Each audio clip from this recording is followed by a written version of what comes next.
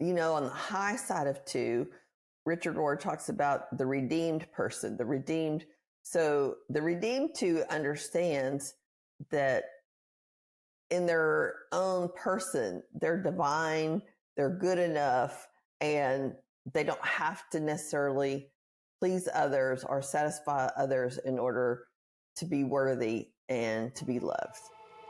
This season on the Living Out Love podcast, we are focusing on you, who you are, what motivates you, what you're here to contribute, and how you can expand.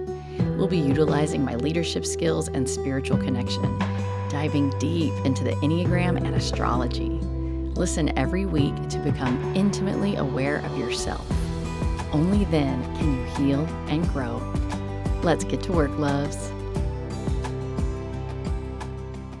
Hello, loves. Welcome to the podcast. We might have a cat interruption today, and that's all right. We are back to talk Enneagram with Dana and Stephanie Foy, also known as Mom and Dad. And we are talking about the twos. So twos are fascinating to me. I am a two, and we have 3 twos in our family with the 3 different subtypes. So we get to talk about twos a lot around here. So Mom, Dad, welcome back. Thank you. Welcome. Thank you. I feel welcome. Good. Who wants to start us off? Tell me about the twos. Well, twos are considered considerate helpers, and key words for them are generous, caring, concerned, friendly, interactive, warm-hearted, seductive, and gives to give. Folks that typically have a lot of energy. They feel and act a lot. Well, not a whole lot of thinking. They think they're thinking. They think they are, but under further review, they find out really what they were mostly doing was feeling and acting. Their qualities, they're very giving. They want to help. Relationships are extremely important to them. They put lots of energy into nurturing relationships. They have lifelong friends. They show up when needed. They show up when not needed. They're just very gracious, warm people. Stephanie, have you anything you'd like to add to that? Well, I would just say also that twos are most often other referenced. So while they're very warm and generous, it's because they are very sensitive to other people's feelings. They often don't know what they're feeling, but they do know what other people are feeling. So, and they tend to form their actions based on others. So one of the challenges for twos is that they are what we call self-forgetting. They tend to, as I said, be other reference. They're very sensitive to other people's needs, which makes them wonderful and can also be a challenge for them just to understand what their own value is and their own needs. Yeah. So last week, Dad or Dana, you gave us examples of ones. You want to give us some examples of twos for reference? Okay, so Dolly Parton is a popular person people know about. Dolly is very giving. She gives away books. She gives away money. Very, very gracious person. A former president, Jimmy Carter, is viewed as a two. And you can see the helper he is with Habitat for Humanity and the causes that he takes on and continues to take on. Showing up physically until recently at his age, still hammering and nailing and sawing wood. Mother Teresa is one as well known for the good she's done in the world, reaching out. Maya Angelou is one. I don't know anything personally about Maya Angelou, but I wanted to put that out there to show how just her thoughts and wisdoms and words, the impact that a two can have on the world. There's a short list. That feels good. I'm like, I'd like to be in that list. Well, Oprah Winfrey is on that list. She is known as a Enneagram 2 with a strong 3 wing, which we can talk about later. All the good that Oprah has done and the relationships she has and continues to nurture. Whenever I see on TV, she has people that from way back in the past showing up and talking to her, and she's very gracious and remembers all about them. So Oprah's another. Okay, well, so some of those people are actually pretty saint-like in public opinion. Like Dolly Parton, to some extent, can do no wrong. Mother Teresa could do no wrong. But we know that's not true. So let's talk about where do twos struggle to, what shadows do they navigate? Okay, so a lot of twos, they don't have boundaries. Some will come in and they're just totally giving and giving and giving, and it's their nature to find people who need help and just show up and help. And what's underneath that many times is they're giving expecting to get something in return. It's not necessarily altruistic. They want to be liked or they want to be appreciated or something that they're not aware of that. They're not aware of it. Right. And then they can be easily offended when someone doesn't make over what a wonderful person they are, or really thank them in the ways that the two like to be thankful. One of the things is I've heard it's kind of common in talking about twos that they'll get mad about someone.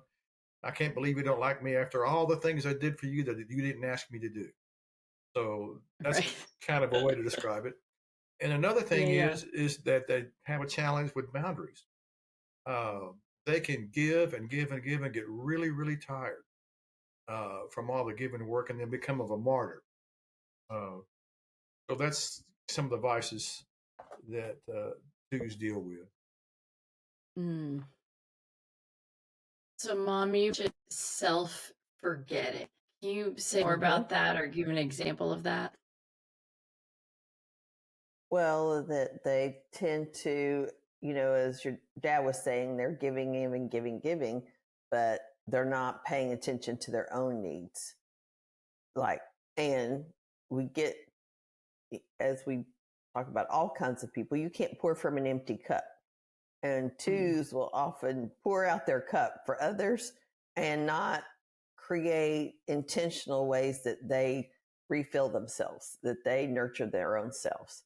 So that's a growth area for two, is building that habit of self-nurturing, of paying attention to their own needs. Because the fear for twos is that they'll be seen as worthless or undeserving. So that kind of feeds into, I must be doing for others in order to be seen as worthy and lovable. So, then the parents and the families and the relationships of the twos that are closer can feel neglected, that the two is out taking care of the world, and then when it comes time to bring it back to the family, they're too tired or they're just not there at all. Oh, that's interesting. Yes. I mean, you think about one of the negative comments we heard about Mother Teresa was that she was so attuned to the needs of the community. I would suspect she was probably an SO2, so a social two, concerned about the big community. But then the nuns within her own group, were not so praiseworthy of her. So, because I think it was because she was so attuned to giving, she didn't necessarily nurture those around her in the same way. Gotcha. That's interesting. Well, I have two things to say. The first thing is the boundaries thing. As a two, I know I need to have boundaries. And when I go to really think to myself, like, what is the boundary? And imagine what it might be, it just feels mean. Oh, I get it. If you're not rolling out the red carpet for everybody, how do you not do it for everybody? It makes sense, but I just hadn't heard it, and I'm a little bit like in the reaction to that. Yeah. I guess I got to ask for some feedback on that one. Okay, so how do we as the collective two, how do we navigate those shadows and or harness our strengths? Let's get into the wings. Well, unless you have more to say about it. Well, I think to me, I just want to go back to how to harness your strength is to be, like all numbers, try to be mindful. It's like, okay, am I, Suzanne Stabile is a 2. So she talks about asking, is this mine to do? Because I might be doing something that somebody, one, doesn't even really care about that I do for them, or that I intervene or that I help them in some way. And, or, is it mine to do because I've got other things to do, or this is taking away from my family or whatever. So I think that's just being mindful, like, okay, what's really mine to do here? And I think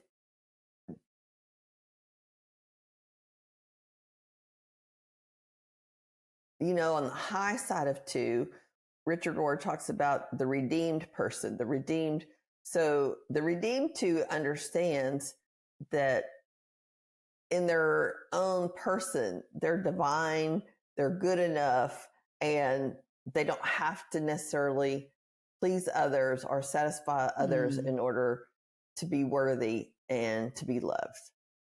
That's a wild concept. Like, it's weird to me that other people might know that. Like, neither one of you are 2s. Do you guys know that about yourselves? Sometimes. Okay. I feel like 9s and 2s have a lot of overlap. So yeah, well, we do. Yeah. That's wonderful that some people understand that. So one of the things that Suzanne Stabile talked about with 2s is there's just not a lot of thinking. And I know one 2 that she is just protective of animals. And she'll see an animal and she'll pick it up and get it and not be thinking about what happens next. And she even reflected that to me. She says, I think I'm thinking, but I'm not. Well, a way a 2 can help themselves is to slow down and think beyond their feelings and their action. Is this really mine to do? Slow down and think it through. And what Suzanne Stabile says, when you come upon a situation, if it makes you feel anxious, it doesn't feel good, or to talk about it makes you not want to talk about it. When you compare it to a situation you had in the past, is it going to be like that? If you have a bad feeling about it, there's a good chance that it's not yours to do. And then if there's any question, well, then you talk to the person, hey, I noticed that this is going on. Would it be helpful if I did this and so? Would you like me to do that for you? And maybe get a yes or no. Or many times people, like your mother said, don't need it. It's not important to them, or they're perfectly capable of handling it on their own. And you don't have to take that on. So that's So I want you to weigh in on this, because I think that's kind of a tricky concept. So there was a volunteer position that it was asked volunteers. I was in no way voluntold. However, I kind of had an idea about who else might apply for the volunteer position. And knowing myself, I was like, I'm probably the best man for the job, given the skills that I have, the flexibility that it would be hard to do it any better than I could do it. Do I actually want the job? Yes and no. Like, the no was, it's responsibility. I'm not really in the mood for that responsibility. The yes was, there might be some benefit to having it. I don't know for sure. I have no evidence, but it's likely that there's a benefit to having this volunteer position. But mainly I applied and got the position because I thought, well, I'm the best man for it, and so I should. So is that that's the example that you're giving? Is it doesn't feel 100% in alignment. It felt in alignment because I was like, I could probably do it the best. I just don't want to. Okay. So what I'm thinking about, you have to slow down and, well, you don't have to do anything. It's a prompt to slow down and think it through. get my calendar out. What's on my calendar? When does this thing meet? What's my responsibilities going to be? How strong is the team that's going to be associated with? Is it going to take time away from my family? Because you know what happens whenever you get busy like this, there'll be times, well, everything will be due at once. Just how the world works out.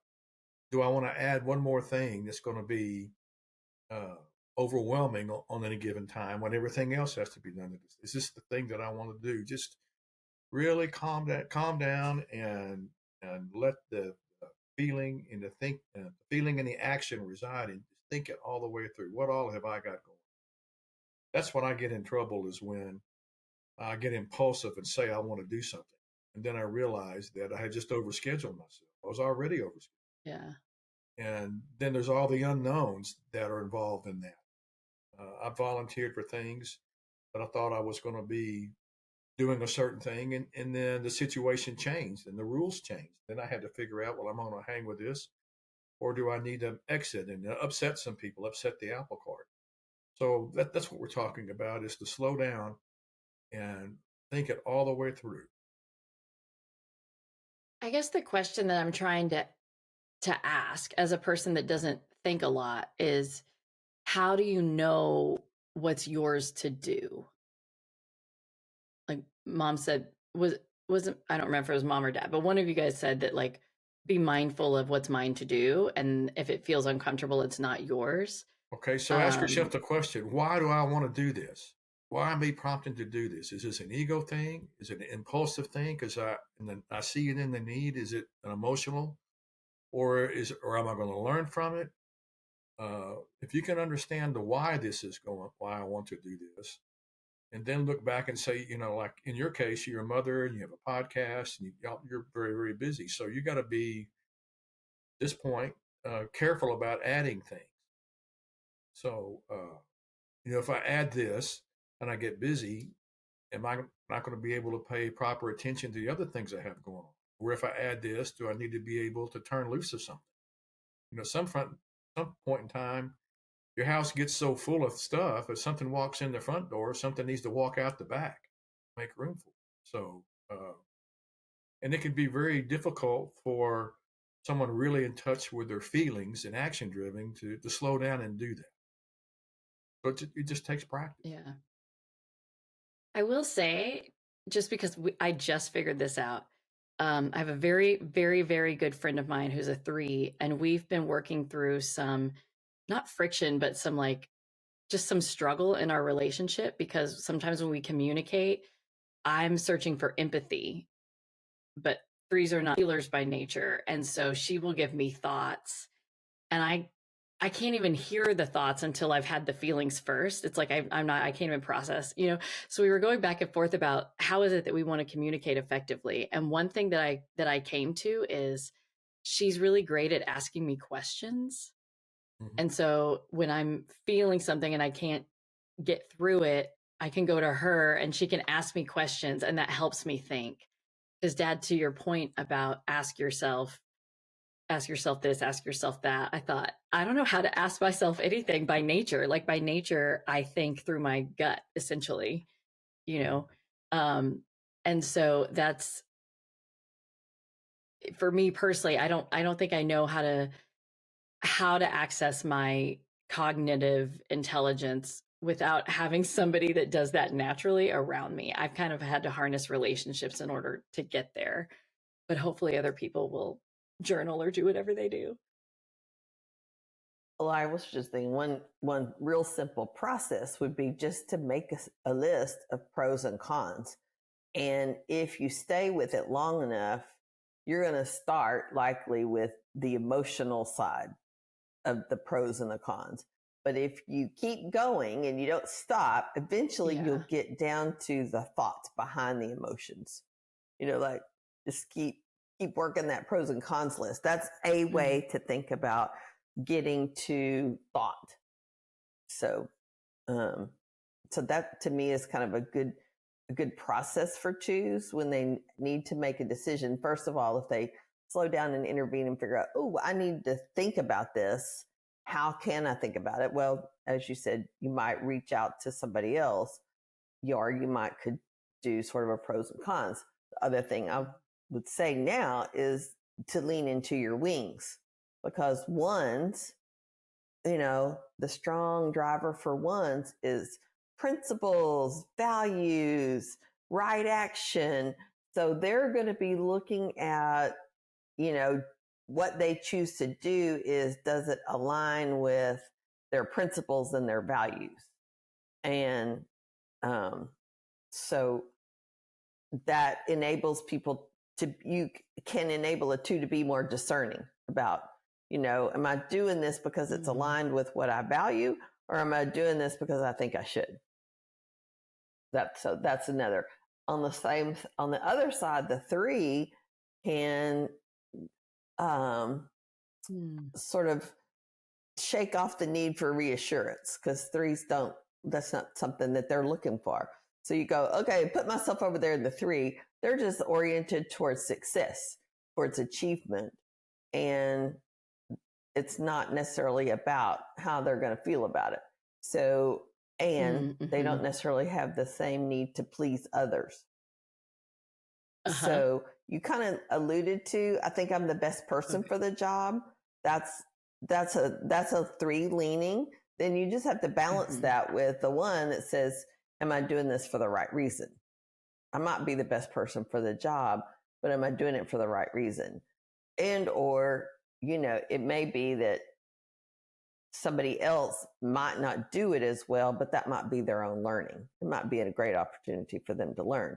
So just look to see, how can you lean on those two different perspectives that might give you a different way to think about the opportunity or the situation. So another way to define self-forgetting when you're making a decision to do something else is to forget how busy you are everywhere else in that moment. Yeah. Self-forgetting is about your overall, everything you've got going on, just not about you and that body, your kids, your work, your house, all that. So whenever you could be forgetting about the time and the energy it takes to do that, if you make an impulsive, yes, I'm the best man job, I'm going to raise my hand and I'm in. So that's part of thinking. Yeah. I mean, to your point earlier about slowing it down and thinking it through, feelings are very temporary, but we make decisions any moment of the day. And so with like that volunteer position, in the moment, I was feeling a certain way. And so I made the decision based on that temporary feeling. Yeah. That had I slowed down and thought about it, I might have come to the same decision, but if I had, it would have been with more certainty rather than what did I do to myself? And there was something else I was going to say. Oh, the other thing I think I've been learning as you guys have been teaching me about the Enneagram is I feel as though I have capacity to lean towards the wings, but I have a limited amount of capacity, whatever limit it is. And so partly, like, I've been really enjoying the three wing. It's helped me in the business. Like, okay, I'm learning three. And I think sometimes I put three in so many places. Like, I'm like, okay, I'm gonna lean towards this three, and then I go to the kids' school. I'm gonna lean towards this three, and then I go to church. I'm gonna lean towards this three, and like I take on things thinking I'm gonna be able to lean towards that three, and I take it on because I'm a two, and then I come back and realize like I only have so much capacity for three.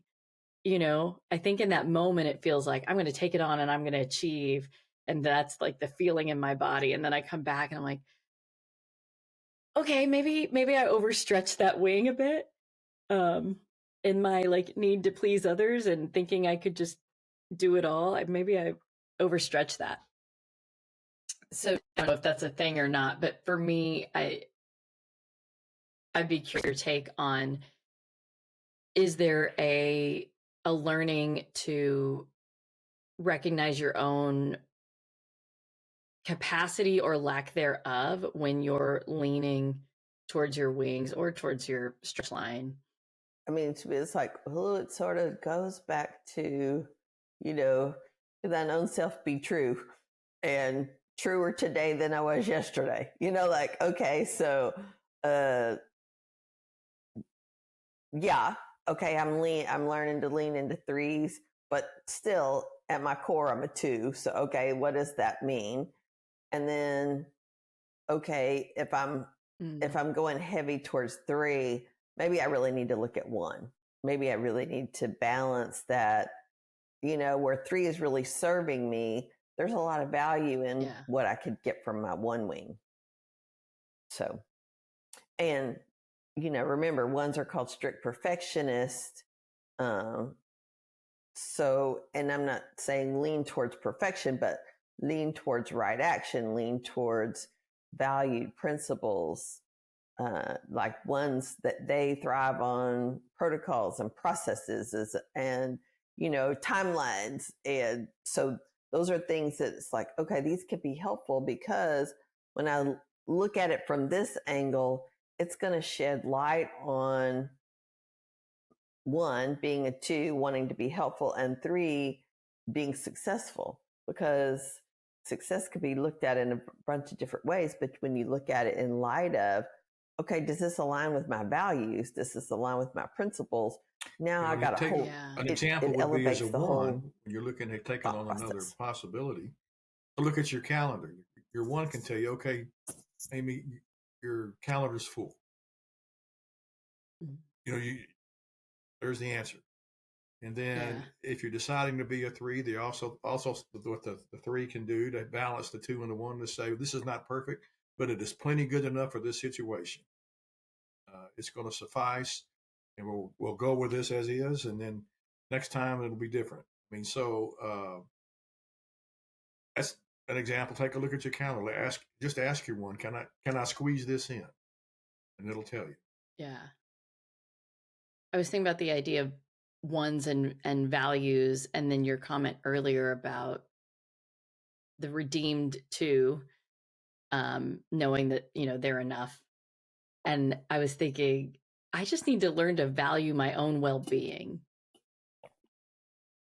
because like the self-forgetting is so strong that I could go to my values and be like, well, this is in line with my values, and just say yes over and over and over again. But if I valued my own well-being, I'd be more likely to look at the calendar and think about it. Okay. So what else we've kind of started the conversation on my example of volunteering, but what else would you like to say about the twos and the wings of the one and the three? Well, I think the three wing can free a two up from that cycle of expecting others to do for you in the same way that you do for them. Threes just don't have that expectation. Like,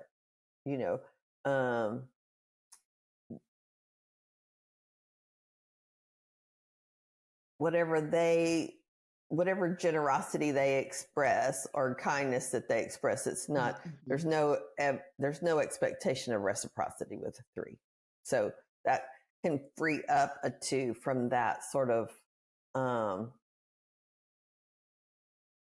and threes naturally have a higher, I think, their perception, their own value is less at a question. Now, they got plenty of questions because their value is more wrapped up into what they achieve. So that's a whole other thing, but it's less, it feels less on the line than a two in terms of just their own self-worth.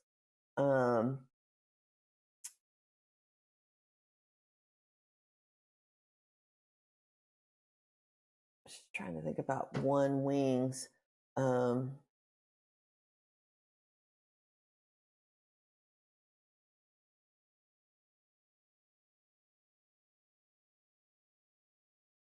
I think because one, they're a thinking action orientation, so less about feelings. I mean, both ones and threes, but ones are going to come at it from a different orientation. So they're going to have they have a high commitment to task and responsibility, and they're going to be thinking from that angle, which is what your dad is kind of saying. They're going to look at their calendar and say, can I do this? They're going to be more looking at their own capacity to deliver, in their case, a high quality, result or whatever. So just to think about those perceptions can sort of help have the balance capacity the two to in terms of things, what they choose to take look at on. things and study them, and get an idea of not only am I going to be overwhelmed with too much to do here, but they may be aware of, when I've got in situations like this in the past, what was the toll on my body? Was I able to sleep at night? Was I able to keep up? Was I still able to do everything at a level that I was proud of it when I delivered it? How is it going to impact my family? So the one wing will lead you to discernment. And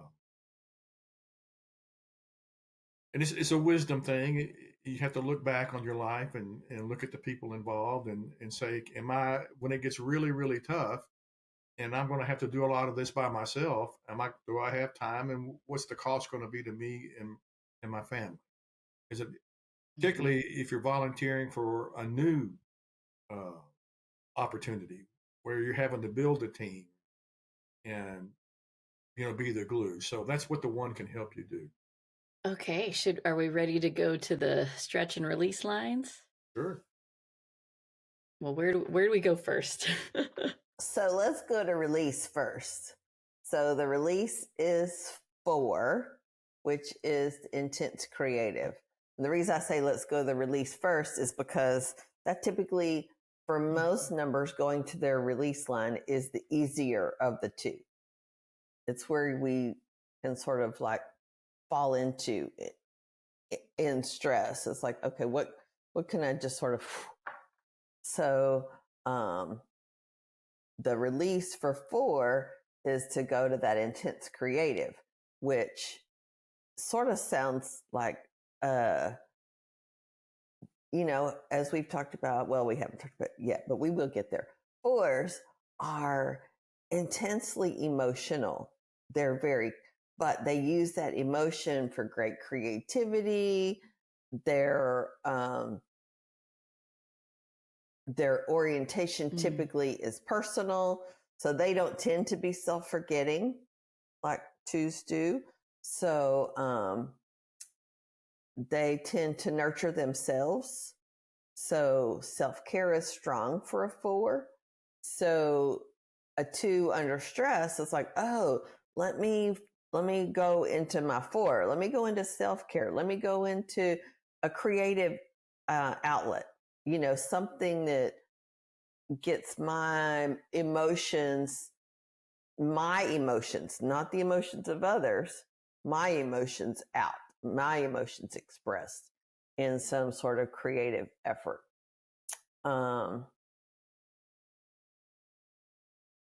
4s are good at connecting to their own needs, their own emotions, which we talked about 2s being other referenced. 4s are self-referenced.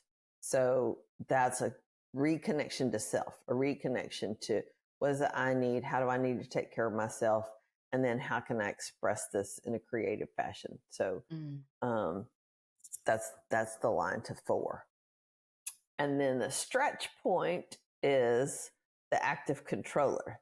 Now, and what number is active that? controllers, it's like, oh, that feels 4 into a 2. But if we think about that's an 8. So if we think about the high side of 8, well, the high side of 8 is they're strong, they're powerful, they're not afraid of their power, they're assertive, they're direct, they have the capacity to say no. So when you're looking like, do I need to say no to this? Ooh, what would an 8 do? So while 2s are feeling then action, 8s are action. They're in the action center and they're action thinking. So less about the feeling part.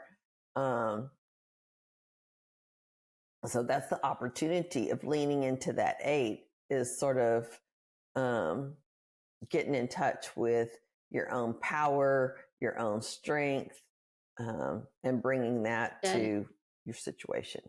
2 being such a feeling type, they can overly react in a negative way if things don't go well, and be really, really hard on themselves. That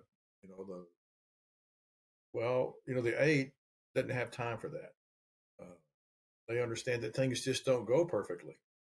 And the 3 wing realizes, I know we're talking about stretches here, but things are good enough. And the truth is, people don't think about you. They're thinking about what they've got going on. Yeah. So your 8 can help you have a little bit of Teflon on your feelings. It's funny. That's something that I've had to practice, and I have more awareness of it with my husband because it's a pattern and I identify it. I have much less awareness of it with strangers or people I don't talk to very often. But earlier you said that 2s can feel the emotions of others often. And I've noticed that if my husband gets, it doesn't even have to be stressed. It could just be like project mode. Like, here we go. We're going to tackle this. Let's do it. It feels very fiery. I feel it in my body and it doesn't feel good and peaceful to me. And so I, in my body, feel like he's upset with me. When often he's not even upset. He's just in a fiery mood. And then B, it has nothing to do with me, to your point, but I'm feeling it and it feels like it's me. So that's something that it's helpful in these like long-term relationships. I've developed that skill to not take it on, but it's much harder in new relationships where I don't know them. And so I don't recognize that I'm taking it on and making it about me when it's not. So the idea of going into a situation as an 8 and being like, I'm here to get stuff done. Like, let's just do it. I think that'd be like a good hat to put on before I leave the house. So I'm going to reference, do you remember the work of Amy Cuddy? Yes, power poses. Power poses. So to me, that's like a thing to shift from 2 to 8 is like power posing. Getting in touch with strength and power. So that just comes to mind. It's like, oh, yeah. Yeah, that makes sense. Because we are feelers by nature. And so if what we're feeling is more in line with determination and power, and then, yeah, we would be more effective and more like an 8. Yeah. That's interesting. And for me, I had a season in college where I didn't know about the Enneagram, but I leaned heavily into the 4. And it felt like such a sweet respite from everything else. Like almost like a crab that finally found a shell. Like I'd been out there vulnerable this whole time, and then I leaned heavy into 4, and it was like, that release. So I'm hopeful that that's what every number on the Enneagram has when they get to their release, just this like literal release of, safety and whatever it is that they need. Yeah. For me, it felt very much like I found myself. I get to just be now and not worry about all that outside stuff. Yeah. So, okay. Well, so we talked earlier briefly about how 2s can kind of, I don't want to say neglect, but I'm going to use the word neglect their more personal relationships because they've output elsewhere. What else are the positives and the dangers of being in relationship with 2, whether that's friendship or? Okay, so I want to run through this little things that trigger a 2. Okay, so here's a 2 who's so, okay, I'm speaking generically about unredeemed 2s. I mean, everybody has their level of 2-ness, up or down. Yeah. But if you're running low on redeemed energy, here's the things that can trigger a 2 and really bother them. And the person that is doing the triggering is probably totally unaware. They're an 8 or they're a 1 or there's something, and they're just being themselves. But this will trigger a 2.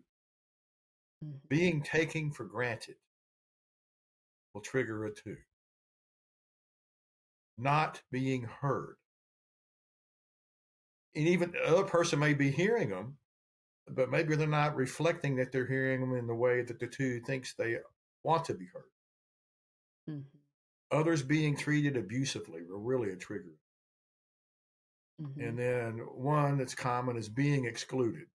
I have been told and have read that sometimes 2s feel physical pain when they're excluded. And Oh, heck yes. it goes just beyond the 9's emotional feeling that it actually hurts 2s. So these are the triggers that 2s will go off on. And so as a 2, do you identify with those, Amy? Absolutely. Okay. And because I'm a self-preservation 2, I probably feel it stronger than other 2s. But from the emotional point of view, all emotions are actual physical feelings. Like if you think about grief, how exhausting it is because physically you've had to feel it. So I do very much, it feels painful. It feels like a miniature death. And then that lack of safety throws me into, because that's what happens if you're excluded, is it's like, oh, I don't have a tribe. And so then it feels like I'm not safe. And so then you could go into panic. Like there's so many places you could go with that, but but Yes. it's very uncomfortable at best and painful, I would say, is probably normal. And it happens for quickly. many of those. Yeah. Quick. And I think I was thinking about the mistreatment of others or the abuse of others. Oftentimes when that happens, it's unintentional.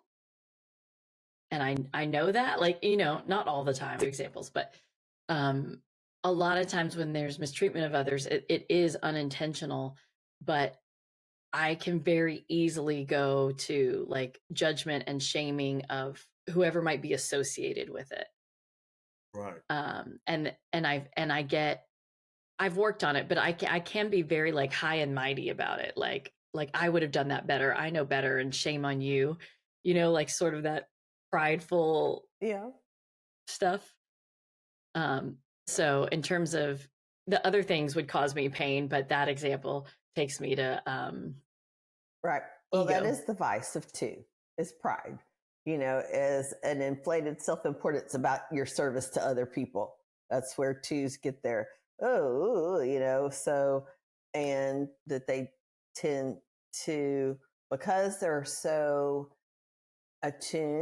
keenly attuned to the feelings and needs of other people, they can also be seducers and manipulators of other people because they are tuned in, So those are the sort of the vices of 2. So it's like, okay, if you and you're talking about what to know about being in a relationship with 2s. First of all, I think if you're going to encourage a 2, you're going to try to encourage them to take care of themselves, to have good boundaries, to do self-care, and also give them acknowledgement for the things that they do. That's going to help them, understand their value and remind them that they, they're loved and they have value. So those are things to think about, I think, when we think about 2s. It's interesting, the affirmation from other people. I think in terms of giving people advice about being in a relationship with 2s, 100%, I'm not negating that. And as a 2, it can be sort of this self-fulfilling prophecy where other people give me validation. It feels good. And so I continue to seek validation from outside rather than learning how to do it for myself. But I still absolutely need it. If I don't get it in relationship, it's really, really hard. But it's interesting. It's easy to lose sight of me needing to do my work. I guess that's what I'm saying. we all have that, but it's just easy to lose sight of, I've got to figure out how to do this for myself. So what are the positives of two in relationship? I'm sure we could guess. I think the caretaking, I think the generosity of their availability, their emotional availability. I mean, that's a real gift to the people who aren't in touch with their emotions, who need that that somebody to hold that container for them. Does that make sense? And to in some ways they can really help people learn to be okay with their emotions, learn to accept their emotions, and be with them, because that twos are in there. Yes, preach. Yeah. Preach. So I think I think the other thing is that they model helpfulness. I mean, because that's their angle, is, that's their deal, is to be helpful. So for some people who that's not their nature, if they are awake to the gift of two, they can see that as modeling for them. I think that twos are really good in how they are attuned to others. They can really be contributory towards the functioning of a team, because they are sensitive to other people, and they can help bring in people when they maybe feel like they're on the sidelines, because they, of course, don't like to be excluded. So they're going to be sensitive to other people being excluded. Because they're sensitive to other people, they're also going to be looking for where people are drawn in, or where people may be standing on the sideline.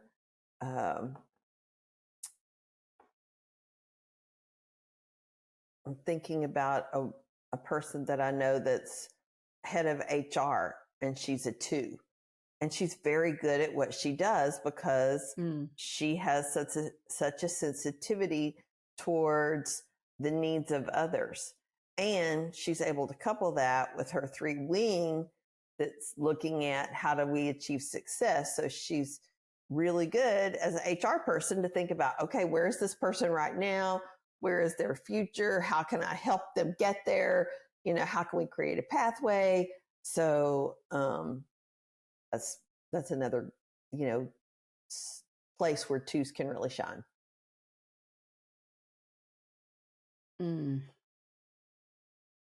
Also, twos are fun.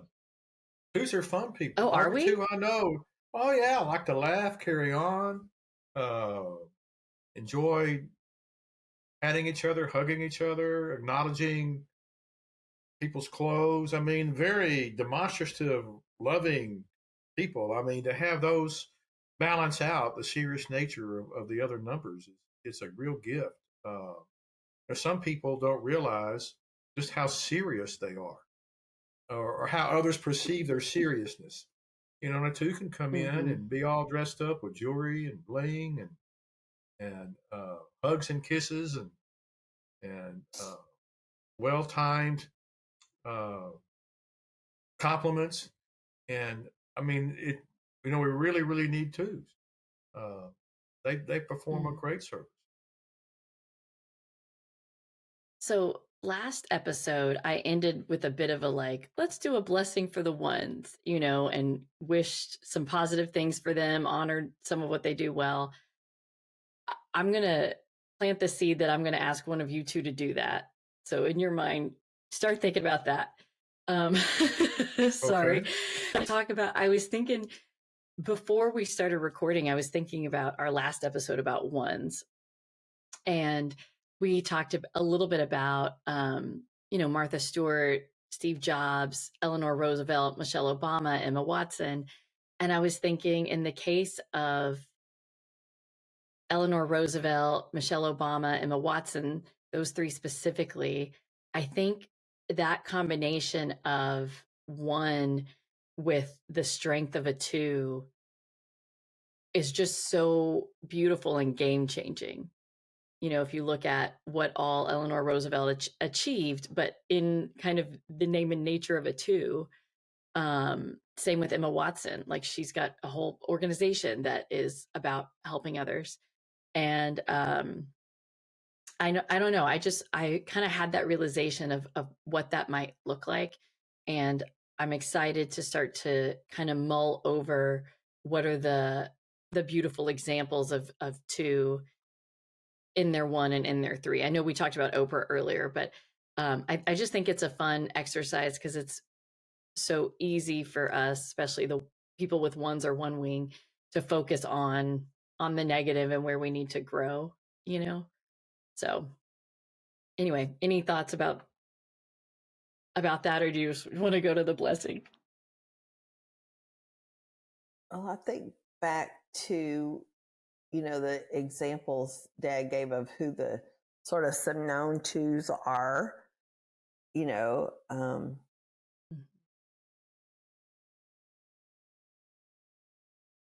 when you look at Oprah, you look at Maya Angelou, you look at Mother Teresa, it's like they're all, I mean, Oprah's still the only one living of those 3, but it's like they're all giving in big ways and showing up, but all of them over time learned about how to do that from drawing on that 1. So what you were talking about is 1 drawing on 2s, and this to me is sort of 2s drawing on 1, drawing on that principle, valued,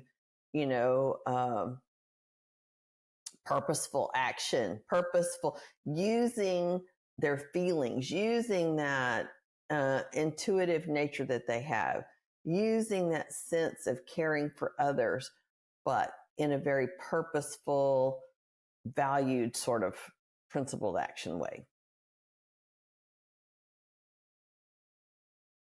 Yeah. I'm just not quite ready to hear it. It's going to take me a few days. I'm still in the feeling of the of all the other stuff. So would one of you mind just sending us out, or both of you, on a blessing and affirmation? I want to send some love to the 2s and everybody that is in relationship with 2s. Well, I'm going to ramble a little bit. So Right. the virtue of a 2 is humility. Humble in that they know that they have this gift of perceiving what others need to better themselves, but also humble in that they need to look after their own, that they realize that they are just important and their family is just as important as those that are in front of them that need help. That they understand that not everything they see is theirs to do, that they discern what is theirs to do by drawing on their 1 and 8 wings and knowing that they are valuable. To walk around and just be a 2, to walk around and be the example of helping and being happy and being aware of others' emotions and being there to help is a blessing to all of us. Regardless if you're Jimmy Carter or if you're, someone that I know that I'm happy that they were 2 and y'all don't know the blessings that they are. I'd like to, and it's hard for a 2 to always think about themselves or so, but a really redeemed 2 understands that all of us on this planet are capable and have the tools to do what is ours to do. And sometimes you just have to let people live their own lives. So I'm blessing the 2s with discernment and to continue doing their work. And the work can be turned inwards. What do they need to be able to? Stephanie, have you got something you can add to that? No, I think you captured it all. I think, if I would just say anything as a blessing, it's like just honor and recognize the value that you bring as a heart-centered person in the world, especially if we think about, American culture, it's not a feeling culture. it's a doing action, thinking action. You know, we're not oriented towards feelings. And yet, I think if we don't get a better way forward with our feelings, we're all going to be in trouble. Is what I really think. So, I mean, I think if we look at our bigger culture, the separation that people are feeling, the angst people are feeling, I mean, if you look at the anger and all that's out there, it's like, that is, I love what Brené Brown said on Friday. She called it emotional dysregulation. It's like, we have a problem in this country, and twos have the capacity to lead us forward through into a healthier emotional state if they take care of themselves. So they have to take care of themselves, but in so doing can be a great model for others about how we can navigate that and how we can be sensitive to the needs and the feelings of other people. So we are grateful for twos, and we all should know more twos and be celebrate and be in appreciation of all the twos. I'm going to add one thing. This is specifically for twos. The spiritual truth that we are all made up of the same divine energy as everything else, and nothing that anybody says or does can change that. You're divine, whether you like it or not. It's just, it doesn't go up and down. You're just made of it. And so if you can just remember, your value doesn't change. It doesn't change no matter what anybody says or does. So just go live your life and feel your feelings. Okay. Well, thank you for sharing about twos, and we'll be excited to talk soon about threes. And just until then, lots of love, loves. Bye. Thank you for listening to the Living Out Love podcast. If this episode was helpful for you, there are 3 ways that you can share the love. You can send this episode to a family, friend, neighbor, leave me a rating and review on your favorite podcast platform, or comment and ask questions on YouTube. This season is meant to be interactive. Thanks again for your presence. I appreciate you being here. Talk to you next week, loves.